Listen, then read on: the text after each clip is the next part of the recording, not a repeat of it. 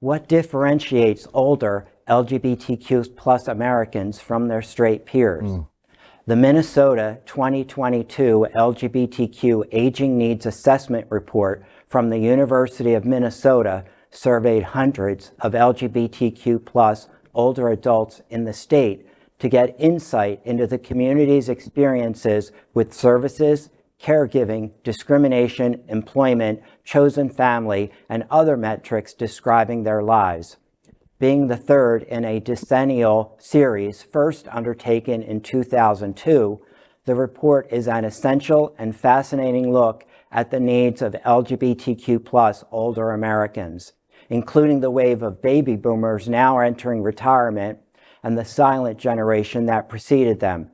The results indicate that, quote, "we've come a long way, but have much further to go," end quote, in addressing the harmful disparities between LGBTQ plus older adults and their straight peers.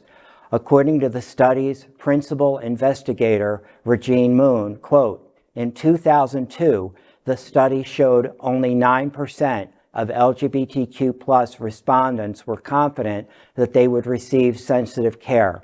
In 2012, that number doubled to 18%, keeping in mind that that's still 82% of the population surveyed that weren't sure if they would receive safe services. But in 2022, we had 85% felt confident that they would receive sensitive care. That is absolutely striking," end quote. Moon explains his researchers were able to compare results from their study with those from a similar survey of straight older Minnesotans, which revealed LGBTQ plus older Minnesotans were nearly twice as likely to volunteer as their straight counterparts. And I found this story fascinating. I brought up the executive order last week that the governor signed, basically safeguarding transgender care. And obviously this took place ahead of time.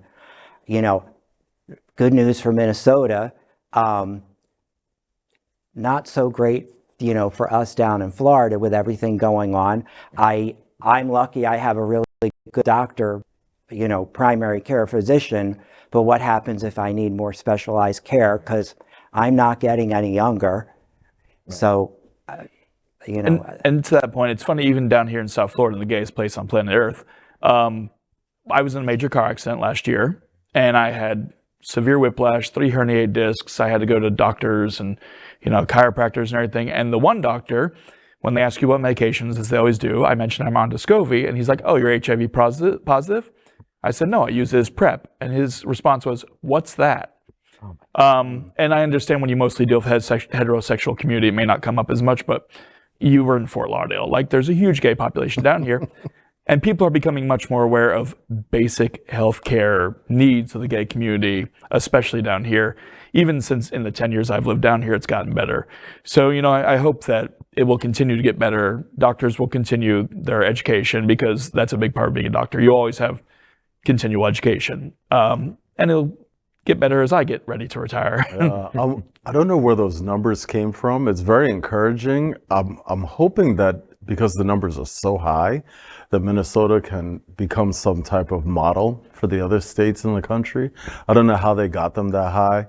We have a lot of problems with older patients and where they go next. When their partner passes away, there's no one left. Many of them are getting sent back home, like a home that they ran away from. By the way, that line in there, the silent generation, I felt my heart stop for a second, just reading that. But they get sent back home to states that they ran away from when they were 15.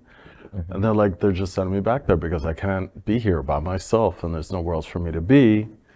And they're choosing suicide, and they're choosing really harmful ways of dealing, being old, and it's wrong, right? I'm glad those numbers are high. I just hope other states can start to. Minnesota is surprisingly liberal and advanced on healthcare. One of the former It's Happening Out hosts, Aaron Phoenix, moved from here in Florida to Minnesota, and he has repeatedly expressed how much better the transgender healthcare is up there than it is in Florida, even though we have a much larger transgender population. That's every major city in America, which is really. So we've got this number, what was it, about 85% that say that they expect to get compassionate and competent care as they get older. But this is a problem that's going to grow, or the numbers are going to grow, because my dad's 76 now. He's straight, and he will have me, hopefully. But as us as a generation, as we get older, there's going to be more of us that don't have a partner to begin with, or children. So now that we've got this this confidence, how will it be realized? Are we starting to put things There's into an place? organization called SAGE, which is a national organization, and their primary goal is to go into nursing homes and places where older people retire and train staff and about how to relate to and take care of older LGBTQ people.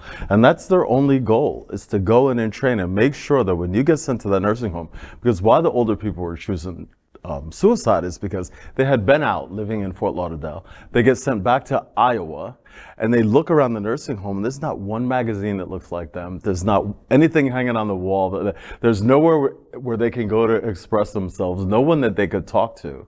They get into depression really, really fast, on top of the other health problems. And they're just like, okay, my life is over. It's time to end this. Like, I don't want to continue on like this.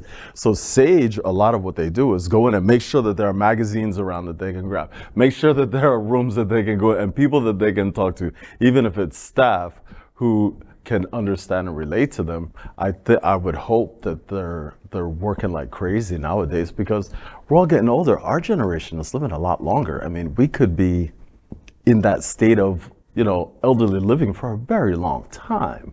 You know what I mean? Yeah. You retire at 65, 70, but we could easily, with healthcare advancements, we could live to be 100 easy, our generation.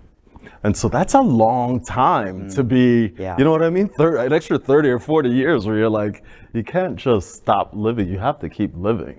And hopefully you can do it authentically. That's the way I see it.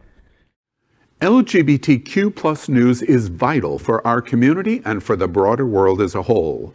We have enough enemies at Fox News. Tucker, Sean, and Laura are loud. We need passionate allies. Happening Out Television Network, Queer News Tonight, and It's Happening Out are literally out of the closet and into the headlines. Our community needs your support. Like this broadcast and subscribe now to ensure the growth of the entire LGBTQ plus community.